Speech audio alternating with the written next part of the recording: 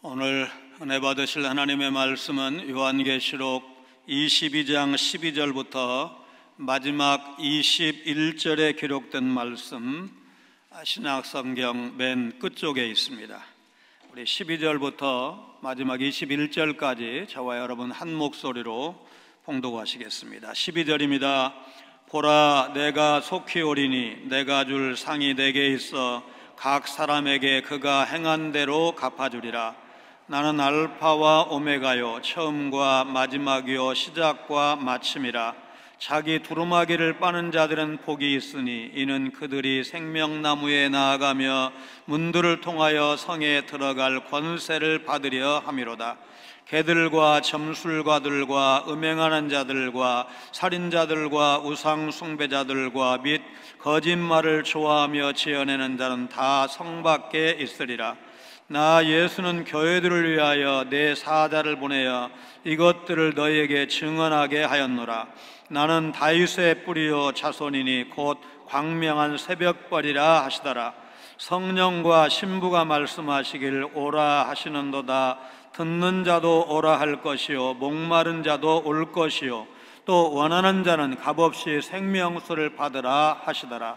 내가 이 두루마리의 예언의 말씀을 듣는 모든 사람에게 증언하노니 만일 누구든지 이것들 의에 더하면 하나님이 이 두루마리에 기록된 재앙들을 그에게 더하실 것이요, 만일 누구든지 이 두루마리의 예언의 말씀에서 제하여 버리면 하나님이 이 두루마리에 기록된 생명나무와 및 거룩한 성에 참여함을 제하여 버리시리라. 이것들을 증언하시니가 이르시되 내가 진실로 속히 오리라 하시거늘 아멘. 주 예수여 오시옵소서. 주 예수의 은혜가 모든 자들에게 있을지어다. 아멘. 아멘. 창세기 처음 3장과 요한계시록 마지막 3장 사이에 묘한 연결고리, 국어에서 수미상관과 같은 그런 게 보인다는 말씀을 드린 적이 있습니다. 창세기에 기록된 에덴 동산에 대한 기사를 우리가 한번 요약을 해봅니다. 인간은 완벽한 삶을 살 수 있는 기회가 주어졌어도 창조주 하나님께 반역했다. 뱀은 사람을 속여 하나님에게서 멀어지도록 계속 시도한다. 인류에 대한 저주에는 낙원, 곧 에덴 동산으로부터의 추방을 포함한다. 고통과 고난은 인류의 운명이다. 사람들은 절대로 생명나무에 접근할 수 없다. 언젠가는 여자의 후손이 이길 것이다. 이제 요한계시록 맨 마지막 장 끝부분을 우리가 설교하고 또 듣게 되는데, 이제 여기까지 왔기 때문에 이런 모든 문제가 해결되었다는 사실을 알게 됩니다. 하나님의 백성들은 영원히 하나님을 섬긴다. 모든 반역이 중단되었기 때문이다. 뱀은 영원히 불못에 던져졌다. 다시 저주가 없다. 하나님께서 그분의 백성들의 모든 고통과 고난을 제거해 주셨다. 생명나무가 다시 한번 나타나는데 그 열매와 잎을 자유롭게 사용할 수 있다.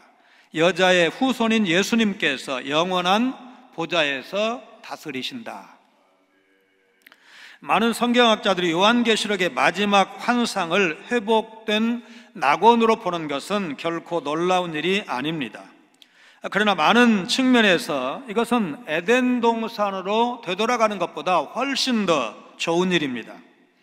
새 예루살렘이 전성기라고 할 수 있는 솔로몬 시대의 예루살렘을 능가하고 다이아몬드가 인조 다이아몬드를 능가하듯이 새 하늘과 새 땅도 처음 하늘과 처음 땅을 능가한다는 사실입니다. 각 사람이 행위대로 심판을 받는 것은 계시록뿐만 아니라 신약성경의 중요한 신학입니다. 계시록 20장 13절의 최후 심판에서 각 사람은 자신의 행위대로 심판을 받을 것이라고 했습니다. 22장 12절 말씀에서도 예수님은 다시 오셔서 각 사람에게 행한 대로 상을 주실 것이라고 하셨고, 복음서에서도 마태복음 16장 27절을 보면 인자가 아버지의 영광으로 그 천사들과 함께 오실 때 그러니까 곧 재림하실 때 각 사람이 행한 대로 갚으실 것이라고 말씀하셨습니다. 바울 사도 역시 로마서 2장 6절에 하나님이 각 사람에게 행한 대로 보응하신다, 갚아 주실 것이라고 말씀했습니다. 베드로 사도에 의하면 하나님은 사람을 외모로 보시지 않고 각 사람의 행위대로 심판하신다고 말씀하십니다. 성도들은 열심히 선한 일에서 구원받는 건 아니지만 믿음의 열매인 행위에 따라 상급을 받는다는 말씀입니다. 이런 약속은 1세기 당시에 환란의 시대를 살고 있는 성도들에게 큰 위로가 되고 소망이 되었을 것입니다. 알파와 오메가이신 예수님은 속히 오셔서 각 사람이 행한 대로 심판하실 것이다. 그렇다면 교회와 성도는 주님 다시 오시는 그날까지 어떻게 살아야 될까? 이것이 오늘의 중요한 질문입니다. 역사의 시작이요 완성자이신 예수님은 속히 오셔서 창조 이후에 타락한 세상을 회복하시고 새하늘과 새 땅을 완성하실 것입니다. 그분은 자신이 줄 상에 대해 언급하시면서 끝까지 믿음을 지켜 승리한 성도들에게 반드시 상으로 보답하실 것을 약속하셨습니다. 12절 13절입니다. 보라, 내가 속히 오리니 내가 줄 상이 내게 있어 각 사람에게 그가 행한 대로 갚아주리라. 나는 알파와 오메가요 처음과 마지막이요 시작과 마침이라. 12절은 다시 한번 예수 재림의 긴박성을 말씀하고 있습니다. 속히 오실 예수님은 각 사람이 행한 대로 상급을 주십니다. 예수님께서 이런 일을 할 수 있는 근거는 그분이 알파와 오메가이시고 역사의 처음과 나중 되시는 주관자이시기 때문입니다. 계시록 1장 8절에서 알파와 오메가이신 성부 하나님처럼 예수님은 두 손으로 역사의 흐름을 쥐고 계십니다. 그 손 안에서 인간의 역사적 담론이라는 실타래가 풀어집니다. 예수님은 인간에게 하나님의 증인이시고 하나님에게는 모든 인간의 증인이십니다. 14절입니다. 자기 두루마기를 빠는 자들은 복이 있으니 이는 그들이 생명나무에 나아가며 문들을 통하여 성에 들어갈 권세를 받으려 함이로다. 두루마기는 우리 전통 한복과 비슷하지만 똑같은 건 아니죠. 오히려 이스라엘 성지순례 가면 지금도 정통파 유대인들이 입는 그 검은 옷, 우리 이제 두루마기와 비슷하다고는 했습니다. 그 옷을 떠올리면 좋은데 제사장들이나 의식을 집전하는 자들의 특별한 예복입니다. 정결 예식으로서 두루마기를 빠는 관습은 구약과 초기 유대 문헌에 자주 나옵니다. 이스라엘 백성은 하나님 앞에 나아가기 전에 자신의 옷을 깨끗이 할 것을 요구받았고, 레위 사람들은 사역을 앞두고 성별 의식으로 자신의 옷을 빨아야 했습니다. 옷을 빠는 것은 부정함에 대한 개념이 전제되어 있고 사람의 부정함과 옷은 서로 연결되어 있습니다. 그래서 14절에 자기 두루마리를 빠는 자들은 모든 상황에서 예수님을 주님으로 고백하고 자기 죄를 회개하는 자들을 상징적으로 표현하고 있다고 봐야 합니다. 이 의로운 승리자에게만 2장 7절에 생명나무의 열매를 먹는 것과 새 예루살렘 성의 문 안으로 들어가는 천국으로 들어가는 것이 허락이 됩니다. 15절은 새 예루살렘 성에 동참하지 못하고 불구덩인 게헨나에 들어갈 사람을 7대상으로 비유하고 또 분류하고 있습니다.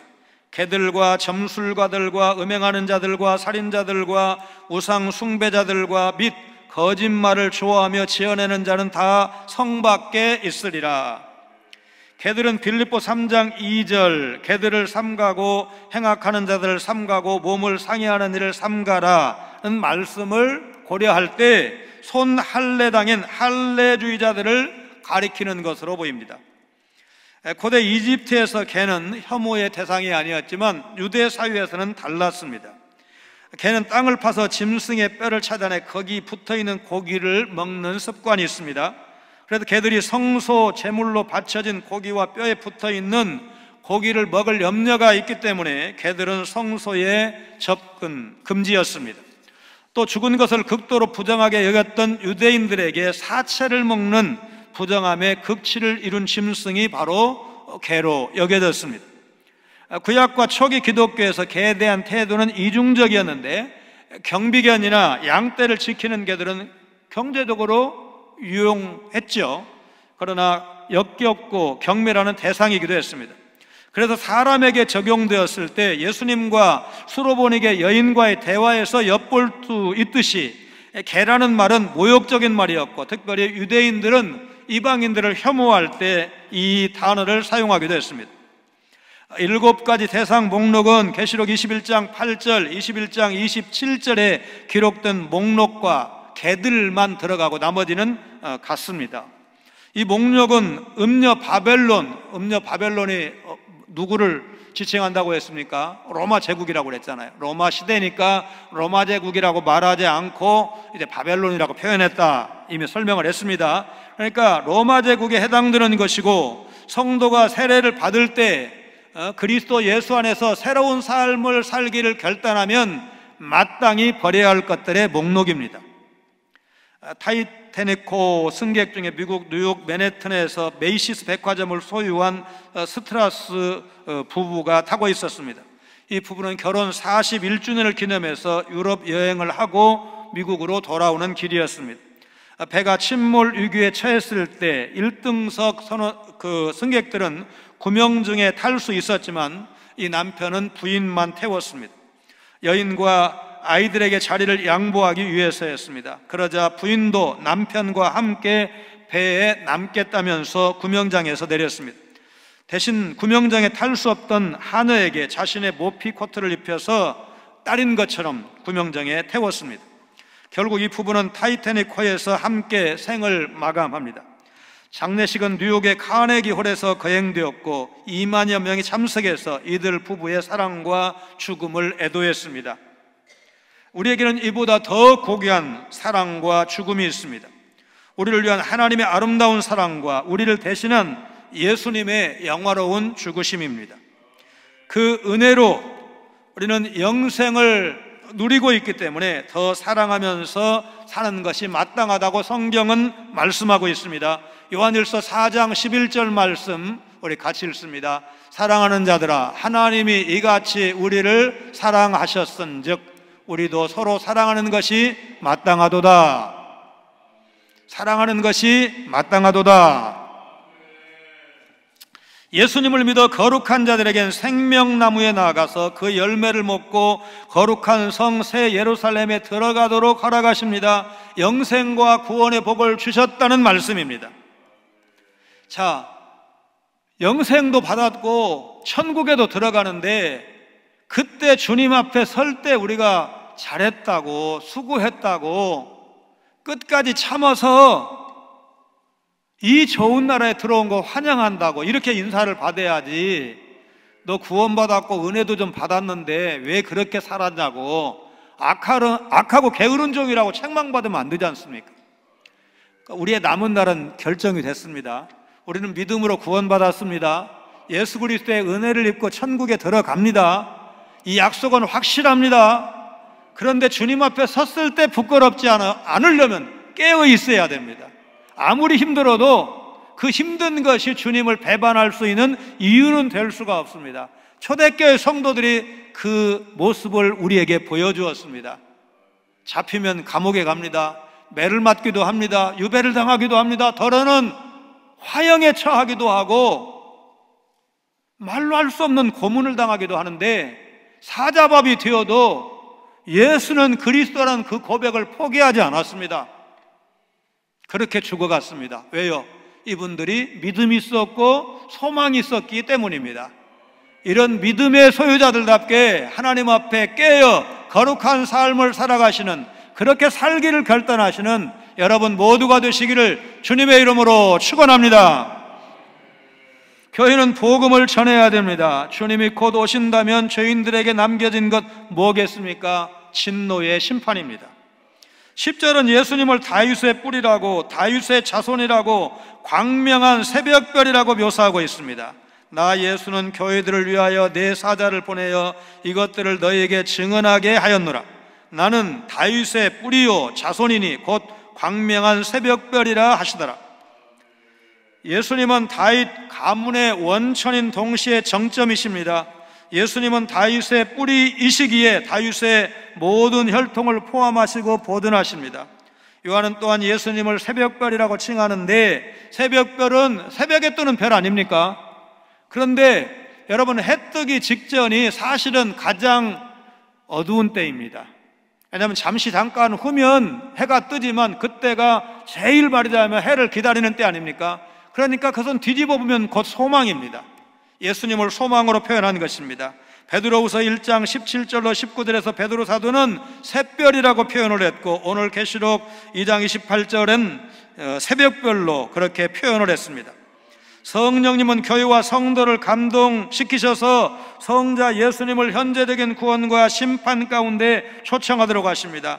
창세기 1장 2절에 땅이 혼돈하고 공허하며 흑암이 깊음 위에 있고 하나님의 영은 수면 위에 운행하시니라. 창조 때 성령님께서 역사하셨다는 사실을 말씀하시는 겁니다. 그러니까 그 성령님은 성경의 시작이십니다.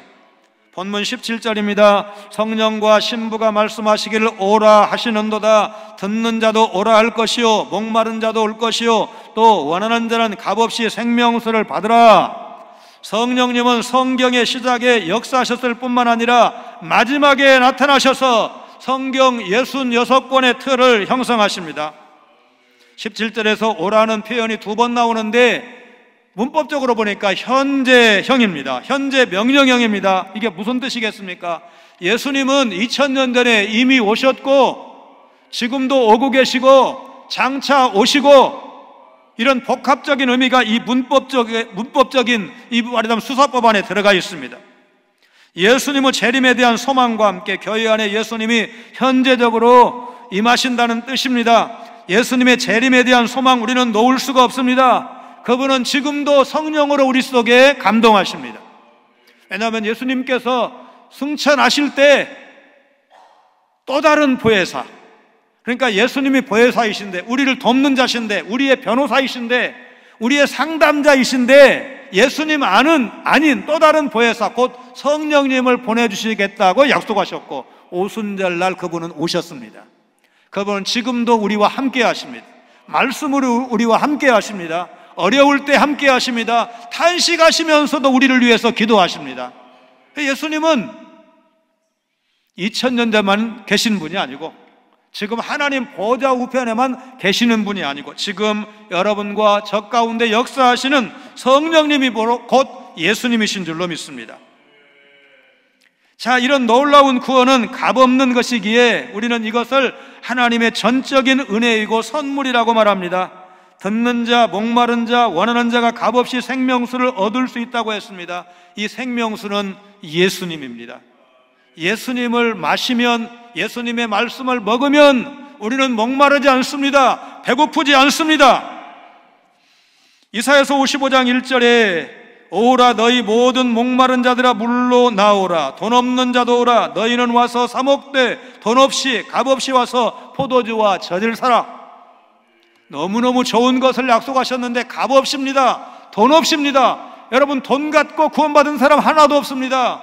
예수님을 믿을 때 여러분, 우리가 뭔가 노력해서 믿은 거 아닙니다. 하나님의 선물로 예수님을 믿게 되었고, 하나님의 선물로 놀라운 구원의 특권과 영생에 대한 소망을 받게 되었다는 사실, 여러분 믿으시기를 바랍니다.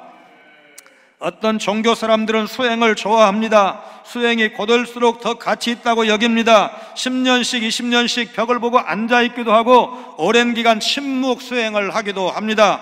깊은 산속에 들어가서 굴을 파고 들어가서 수행하는 사람도 있습니다. 나오지 않습니다. 그래도 구원받을 수 없습니다. 그렇게 해서 구원받을 수 있다고 생각한다면 그건 착각입니다. 해탈은 구원이 아닙니다. 득도도 구원이 아닙니다. 명상을 통해서 구원받을 수 없습니다. 내 힘으로 한 것은 어떤 것도 나를 구원할 수 없습니다. 그러므로 자력 구원이라는 말은 없습니다. 맞지 않습니다. 구원은 밖으로부터 옵니다. 구원은 죄 없는 분이 일방적으로 용서하셔야 받을 수가 있습니다. 은혜로 주어진 것을 믿음으로 받아야 얻을 수가 있습니다. 십자가에서 흘리신 예수 그리스도의 피의 가치, 그 공로를 알고 그 능력을 믿어야 구원을 받을 수 있습니다. 하나님은 예수님에 의해 우리 구원을 위한 다른 이름을 주신 일이 없으십니다. 오늘 본문 16절에서 예수님 자신이 분명히 밝히셨습니다. 주님의 신부인 교회는 지금 은혜의 때에, 아직 살아있을 때에 이 구원의 복음을 증거해야 됩니다. 누가복음 16장 19절로 31절에 기록된 그 부자는 회개를 하기는 했는데 어디에서 회개를 했습니까? 후회를 하기는 했는데 어디에서 후회를 했습니까? 여러분, 지옥 고통 가운데 거기에서 아이고 내가 잘못 살았구나, 나사로처럼 내가 살아있을 때 예수를 믿어야 되는데, 그래 마지막으로 호소한 게 무엇입니까? 이제 자기는 못 가는데 대신 나사로라도 보내서 내 형제 5에게 이 지옥이 얼마나 무서운지 끔찍한지 여기 오지 말라고, 예수 믿고 구원받으라고, 살아있을 때 복음을 들으라고, 그 말 하라고 할 수 있도록 나사로를 보내주기를 요청하는 그 장면을 우리는 기억하고 있습니다. 살아있을 때 복음을 들어야 되고, 살아있는 사람에게 복음을 증거해야 됩니다. 그리고 살아있을 때 결단해야 됩니다. 그래서 오늘 여러분과 저는 코로나 시대에도 여전히 복음을 증거해야 된다는 사실. 왜요? 코로나 시대에도 사람 죽잖아요. 코로나 시대에도 여전히 여러분 두려워하고 걱정하고 염려하고, 코로나 우울증이라는 말이 신조어지만 여러분 생기지 않았습니까? 이전보다 훨씬 더 많은 사람이 외출도 할 수 없습니다. 친구도 만날 수 없습니다. 차도 마실 수 없습니다. 식사하면서 서로 그래도 안부 나누고 위로하고 격려하고 그래서 좀 사는 맛이 있었는데 마음대로 하지 못하지 않습니까? 얼마나 조심합니까? 거의 인간관계 파괴라고 할 만큼 여러분 법으로 지금 제재하고 있지 않습니까? 그래서 사람들이 많이 두려워하고 있는데, 여러분 그 두려움을 이길 수 있는 능력이 어디에서 나오겠습니까? 여러분 담대한 믿음이 있어야 될 거 아니겠습니까? 내세에 대한 소망이 분명해야 어려운 날을 이길 수 있지 않겠습니까? 보라, 지금은 구원의 날이로다. 지금이 바로 구원으로 초청할 수 있는 시간이라는 사실, 여러분 믿으시기를 바랍니다. 세계 최초로 아프리카를 횡단한 사람은 탐험가도 아니고 군인도 아닙니다. 선교사 데이비드 리빙스턴입니다. 1841년 남아프리카 공화국 케이프타운에 도착한 리빙스턴은 더 많은 아프리카인이 있다는 사실을 알고 무려 1000km 이상을 걸어서 내륙으로 들어갔습니다. 이질에 걸릴 때도 있었고 원주민들로부터 습격을 받을 때도 있었습니다. 사자에게 팔을 물린 적도 있었고, 그럼에도 불구하고 그는 계속해서 아프리카를 걸어 들어갔습니다. 내륙으로 깊숙이 들어간 외부인은 그때까지 이제 한 사람도 없었다고 합니다. 도대체 리빙스턴은 무엇 때문에 이런 고난 위험을 감수하며 아프리카 내륙으로 들어갔을까요? 한마디로 그는 복음을 전하기 위해서였습니다. 그는 위기 때마다 하나님이 나를 이곳에 보내셨다면 그 사명이 닿을 때까지 나는 결코 죽지 않는다. 아프리카 곳곳에 복음을 전하다 마지막, 여러분 기도하는 자세로 죽었다는 얘기 들려드린 적 있지 않습니까? 기도하다가 천국에 간 사람입니다. 여러분, 진정으로 복된 삶은 자신의 사명이 무엇인지를 알고 그 사명을 위해서 달려가는 것입니다.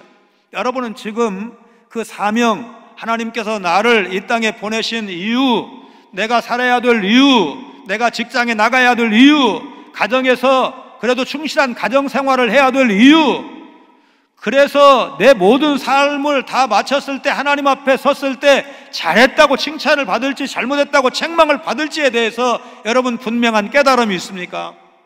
그리고 지금 그렇게 살아가고 계십니까? 하나님 앞에 설 때를 생각하면서 하나님 깨달은 은혜대로 받은 사명대로 감당할 수 있는 지혜를 주시고 분별력을 주시고 어려운 날에도 포기하지 않고 그 길을 달려갈 수 있는 능력을 주시옵소서. 그렇게 기도하시기를 바랍니다. 그런 삶을 사시기를 바랍니다. 여러분, 지금도 우리 가운데는 얼마나 영적으로 목말라하고 고통받고 있고 삶의 위기 가운데 있는 사람들이 있습니까? 여러분 눈을 조금만 들어보면 정말로 평안하고 행복하고 형통한 가정이 몇 가정이나 되던가요? 집집마다 여러분 자녀들 많으면 많을수록 풍파 없는 가정 있습니까? 기도 제목 없는 가정 있습니까? 저 정도만 되면 괜찮겠다. 물론 상대적이기 때문에 그래도 저 집은 참 부럽다, 그런 경우 없지 않습니다. 있지만 그 집 내부 사정을 들어가 보면 여러분 그렇지 않잖아요. 아, 그런 아픔이 있었구나. 나는 하도 표정이 좋아서 밝아서 묵묵히 꿋꿋하게 잘 살아가는 줄로 알았는데 저런 슬픈 사연이 있구나. 그래서 어른들 표현이 내가 살아온 얘기 다 쓰면 몇 날 밤을 세워도 다 못 오고 책으로 써도 몇 권은 쓸 거라고. 여러분 그렇게 말씀하시지 않습니까? 가난한 시절을 살아왔습니다. 전쟁을 겪어왔습니다. 세상 풍파 다 겪어오신 연세 많으신 어르신들 얼마나 어려운 세월을 살아오셨습니까? 여러분, 그런데 뒤집어 보면 그분에게 더 구원이 필요하지 않은가요? 그분에게 더 천국, 영원한 생명이 필요하지 않습니까? 어떻게 하시겠습니까? 더 늦기 전에 그분을 향해서 복음을 증거하시기를 바랍니다. 주님이 속히 다시 오신다는 것, 오셔서 심판하시고 구원을 완성하신다는 것, 그리고 새하늘과 새 땅이 완성된다는 내용이 요한계시록에 다 기록되어 있습니다. 18절, 19절 말씀 우리 같이 읽습니다. 내가 이 두루마리의 예언의 말씀을 듣는 모든 사람에게 증언하노니 만일 누구든지 이것들 외에 더하면 하나님이 이 두루마리에 기록된 재앙들을 그에게 더하실 것이요 만일 누구든지 이 두루마리의 예언의 말씀에서 제하여 버리면 하나님이 이 두루마리에 기록된 생명나무와 및 거룩한 성의 참여함을 제하여 버리시리라. 요한계시록의 말씀에 다른 것을 더하는 자는 요한계시록에서 경고하신 재앙들을 받게 될 것이고, 예언 가운데 어떤 것이라도 빼면 생명나무와 거룩한 성에 참여하지 못하게 된다. 이 무서운 경고는 신명기 4장 2절 말씀을 떠올리게 합니다. 같이 읽습니다. 내가 너희에게 명령하는 말을 너희는 가감하지 말고 내가 너희에게 내리는 너희 하나님 여호와의 명령을 지키라. 잠언 30장 5절 6절 말씀도 같이 읽습니다. 하나님의 말씀은 다 순전하며 하나님은 그를 의지하는 자의 방패시니라. 너는 그의 말씀에 더하지 말라. 여러분, 이 말씀은 1차적으로 요한계시록의 내용을 변개시키면 안 된다는 경고입니다. 이 경고의 말씀을 확장하면 성경 전체에 적용할 수가 있습니다. 왜냐하면 요한계시록이 성경 전체의 결론이기 때문입니다. 7절 12절에서 속히 오리라고 말씀하신 주님께서 20절에서 다시 속히 오시겠다고 말씀하십니다. 20절 21절입니다. 이것들을 증언하시니가 이르시되 내가 진실로 속히 오리라 하시거늘 아멘. 주 예수여 오시옵소서. 주 예수의 은혜가 모든 자들에게 있을지어다. 아멘. 내가 속히 오겠다. 이 말씀을 하루가 천년 같고 천년이 하루 같다는 베드로 후서 3장 8절 말씀과 연결시키지 않아야 합니다. 이 말씀은 요한계시록의 1차 수신자들에게 지금 고통 가운데 환난과 핍박 가운데 있는 1세기의 그리스도인들에게 주신 실제적인 약속입니다. 20절의 마라나타에는 저주가 따릅니다. 복음의 양면성이 있다는 뜻입니다. 예수 그리스도의 재림은 양면성이 있다는 뜻입니다. 만일 누구든지 주를 사랑하지 아니하면 저주를 받을지어다. 우리 주여 오시옵소서. 고린도전서 16장 22절 말씀인데, 여러분, 예수님이 오시면 믿는 우리에게는 영광입니다. 축복입니다. 그야말로 환희입니다. 환희, 기쁨인데, 여러분, 믿지 않는 사람에게는 그때는 회개해도 소용이 없어요. 살아있을 때 예수 믿어야 됩니다. 살아있을 때 예수 그리스도를 구원의 주님이라고 모셔야 그게 유효하지, 부자처럼 죽어서 후회하는 거 소용없습니다. 그러므로 이 마라나타라고 외치는 것은 1차적으로 요한과 7교회 성도들의 외침이기에 그런 의미에서 과거적인 의미가 있습니다. 그러나 모든 시대의 교회와 성도들이 계속 외쳐야 될 미래적인 성격을 부인할 수가 없습니다. 주여 종말의 주님의 나라를 세우시기 위해서 오시옵소서. 이게 가장 보편적인 의미인데, 초대교회 성도들은 모일 때마다 성만찬을 했지 않습니까? 여러분, 성만찬은 음식을 먹는데 포커스가 있는 게 아니고 떡을 떼면서 이 살은 주님이 나를 대신해서 십자가에서 죽으실 때 찢기신 살이야. 주님의 살을 기념하는 겁니다. 포도주를 마시면서 이 잔은 주님이 나를 대신해서, 죄 없는 주님이 나를 대신해서 십자가에서 죽으실 때 흘리신 피를 기념하는 거야. 예수님을 기념하는 거야. 예수님의 십자가를 기념하는 거야. 그러면서 그 잔을 마셨습니다. 그러니까 종말론적인 신앙의 표현입니다. 그런데 그 성찬식에 참여함으로 발각이 되어서 잡혀갈 수 있습니다. 매를 맞을 수 있습니다. 감옥에 갈 수도 있습니다. 유배를 당할 수도 있습니다. 사형, 화형을 당할 수도 있고 사자밥이 될 수도 있습니다. 그러니 그 성찬식에 모였던 성도들이 뭐라고 외쳤겠습니까? 우리가 이 만찬에 모인 지금 예수님 오시옵소서. 그런 종말론적인 신앙이 초대교회 성도들에게 있었습니다. 요한이 우리에게 전해준 이야기가 끝이 납니다.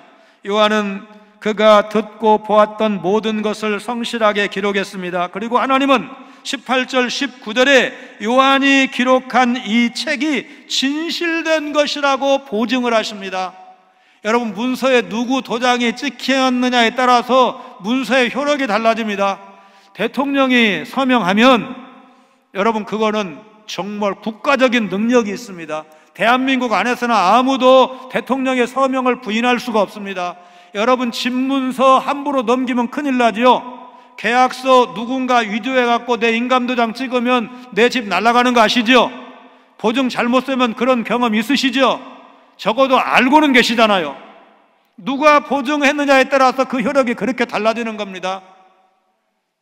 말씀을 다 기록을 했습니다. 그런데 이 말씀 참되다, 진실이야, 이거 앞으로 이미도 일어나기도 했지만 앞으로 반드시 될 일이야 하고 보증을 하신 분이 누구냐? 예수님이십니다. 예수님이 이 말씀을 보증하셨어요. 그러면 여러분, 그 말씀은 얼마나 확실한 말씀입니까? 그분이 천지를 창조하신 분 아니신가요? 그분이 나를 대신해서 십자가에 죽으신 주님 아니신가요? 그분이 앞으로 오시겠다고 약속하셨고, 그분이 앞으로 상 주시겠다고 약속하셨고, 그분이 앞으로 심판하실 것이라고 경고하셨어요. 그러니 이 말은 얼마나 참되냐고요. 그러면 이제 공은 우리에게 넘어왔어요. 이 참되신 말씀 우리가 믿어야 돼요. 계속해서 묵상하셔야 돼요. 6월달부터 시편 1편을 새벽에 묵상하게 되는데, 여러분 기대하시고 내가 이 시편 150편까지 한번 끝까지 한번 몇 년 걸릴지 몰라요. 세월이 많이 걸리겠죠. 그럼에도 불구하고 내가 이 말씀 끝까지 한번 묵상해 볼 거야. 시편과 함께 은혜롭게 새벽을 시작할 거야. 여러분, 그런 각오를 가지고 새벽마다 나와서 말씀 앞에 여러분의 마음을 모으시기를 바랍니다. 왜냐하면 그것이 하나님께서 보증하신 말씀이기 때문에 그렇습니다. 의로운 자는 그분의 오심을 기다리고 환영할 것이지만 불의한 자는 그분의 오심을 거부하고 부정할 것입니다. 요한은 모든 신자가 반드시 아멘 주 예수여 오시옵소서, 마라나타 화답해야 할 것을 지금 말씀하고 있는 겁니다. 여러분, 예수님이 우리 신랑이시라고 했는데 신부인 교회가, 신부인 성도가 내가 곧 갈 거야 이렇게 말씀하시면 어서 오세요, 환영합니다. 여러분, 그렇게 맞이해야지. 청소가 좀 덜 됐으니까 좀 기다리세요. 여러분, 신방 중에 그런 경우가 없지 않았습니다. 조금만 기다리시라고. 그러면 겨울에 대략 이불 펴놨어.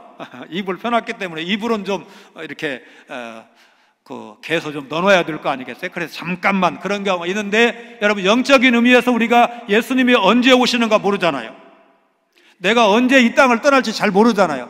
가장 지혜로운 방법은 뭡니까? 언제든지 깨어있는 겁니다. 여러분, 육신의 잠은 언제든지 깨어있으면 병나요.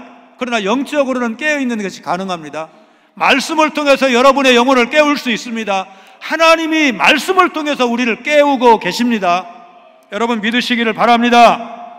마르나타 신앙은 신자가 지내야 될 미래를 대하는 중요한 자세입니다. 신자는 예수님의 뒤를 따르는 자임과 동시에 예수님을 간절히 기다리는 자, 어린 양의 신부이기 때문에 그렇습니다.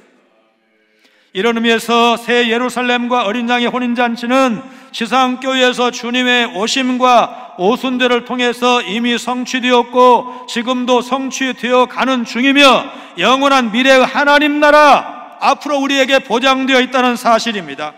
마지막으로 요한은 수신자들에게 주 예수의 은혜가 있기를 빌고 있습니다. 여기 모든 자들에게, 그 말은 모든 성도와 함께, 우리와 함께, 그의 모든 성도와 함께, 이런 식으로 이제 표기된 사본이 있고 그렇게 번역할 수 있습니다.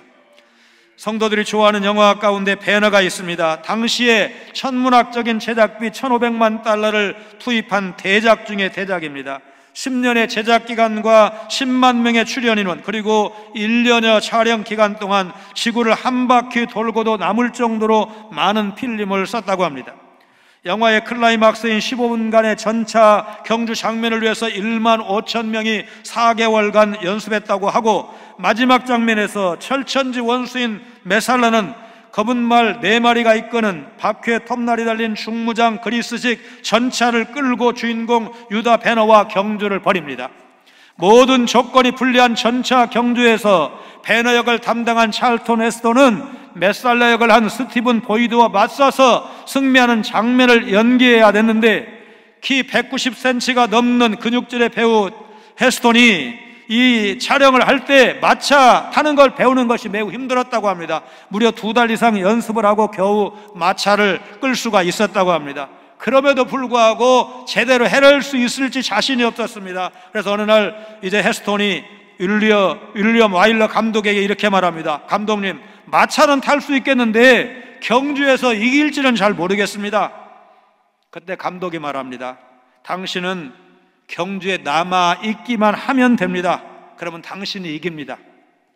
모든 조건에서 배너보다 유리한 메살라가 참패를 당한 이유가 무엇입니까? 김지찬 교수님 책에서 읽은 내용인데, 가장 큰 원인은 윌리엄 와일러 감독이 유다 배너가 이기고 메살라가 참패하도록 각본을 썼기 때문이다. 싱거운 말 같지만 하나님의 백성이 전 생애로 대답해야 될 6가지 질문이라는 책에서 우리 인생의 모든 각본을 짜고 감독하시는 하나님도 우리에게 같은 말씀을 하신다. 여러분과 제가 고생하는 것이 하나님의 각본이다, 이렇게 말하면 좀 말하자면 적절한 표현이 아닐지 모르지만 그렇게 볼 수 있다, 그 말이에요. 하나님이 여러분과 저를 향하신 원대한 계획이 있으셔요. 마지막은 승리하는 건데 그 결정적인 위기의 때에 별 생각을 다 하는 게 인생 아니던가요? 그러나 우리가 결론 알고 있어요. 여러분 배너를 몇 번 보셨습니까? 아마 10번도 더 보고 15번도 더 보고 20번도 더 본 분도 계실 겁니다. 왜? 영화가 너무 좋으니까. 그리고 마지막 이 전차 경주 장면은 그렇게 긴장감을 주잖아요. 내용 알아요. 결론 다 알아요. 그런데도 눈을 뗄 수가 없는 거잖아요. 그런 말하자면 명작입니다. 그리고 우리 인생을 거기에서 좀 볼 수 있으면 얼마나 좋겠어요. 그 위기의 때를 살아갈 때, 고난과 핍박과 환난의 때에 살아갈 때 마지막 결론을 좀 알고 있으면 여러분 여유가 좀 있지 않겠습니까? 하나님이 이기도록 각본을 짜놓으셨다. 내 인생 하나님이 영광 받으실 인생이다. 좋은 결론 나오도록 되어 있다. 여러분 이 믿음이 있다면 그 어려운 때 이길 수 있지 않습니까? 하나님은 로마 천주교회처럼 성경에 기록된 것 외에 의경도 믿어야 된다, 교황은 아무 잘못이 없다, 마리아는 승천했다, 이런 뭔가를 더 주장하는 사람에게 성경에 기록된 재앙을 더하실 것이라고 경고하시고, 성경의 기록 일부를 트집 잡아서 논리적으로 볼 때, 과학적으로 볼 때 이것은 믿을 수 없다, 이것은 후대의 삽입이다, 이런 식으로 주장하면서 뭔가 성경에서 빼는 사람들을 향해서 그 사람들 생명나무와 거룩한 성의 참여함을 제하여 버리신다, 구원에서 제외한다는 무서운 경고입니다. 그러므로 우리는 성경을 하나님의 말씀으로 믿어야 되고, 더할 생각도 뺄 생각도 없이 하나님의 말씀이면 아멘. 내 지각으로는 안 믿어져요. 그럼에도 불구하고 하나님이시니까 가능, 천지를 창조하신 능력자니까 가능. 그러면서 우리는 아멘해야 할 줄로 믿습니다. 역사의 주관자이신 예수님이 속히 오셔서 각 사람이 행한 대로 구원하시고 심판을 행하시는 그날이 요한계시록을 통해서 경고되어 있다는 사실을 끝까지 붙드시고 그날 주님 앞에 섰을 때 잘했다고, 수고했다고, 내가 너 고생한 거 다 안다고 위로받고 상받고 주님의 영접을 받는 그 순간이 우리에게 약속되어 있고 보장되어 있다는 사실을 믿으시고, 이 어려운 날에도 꿋꿋하게 이기시는 여러분 모두가 되시기를 주님의 이름으로 축원합니다. 거룩하신 하나님, 교회와 성도는 예수님이 속히 오셔서 각 사람이 행한 대로 심판하실 것을 믿고 있기에 생명의 복음을 전하며 성경대로 믿고 성경대로 살아야 한다는 사실을 다시 들려주신 것 감사드립니다. 예수님이 각 사람이 행한 대로 갚으시며 믿는 자에게 값없이 생명을 주셨다는 사실을 믿고 영혼을 사랑하는 마음으로 아직 이 구원의 복음을 모르는 사람에게 전할 수 있는 열정을 허락하여 주옵소서. 예수님이 값없이 영생을 주시지만 이 진리에 더 보태도 안 되고 빼도 안 된다는 사실, 무서운 경고의 말씀을 잊지 않게 하시고 기록된 말씀대로 믿게 하시고 기록된 말씀을 순종하게 하시고 말씀이 약속한 은혜를 바라보며 믿음으로 나아가는 성광의 모든 가족들 다 되게 하여 주옵소서. 영광 중에 다시 오실 예수님 거룩하신 이름으로 간절히 기도하옵나이다. 아멘.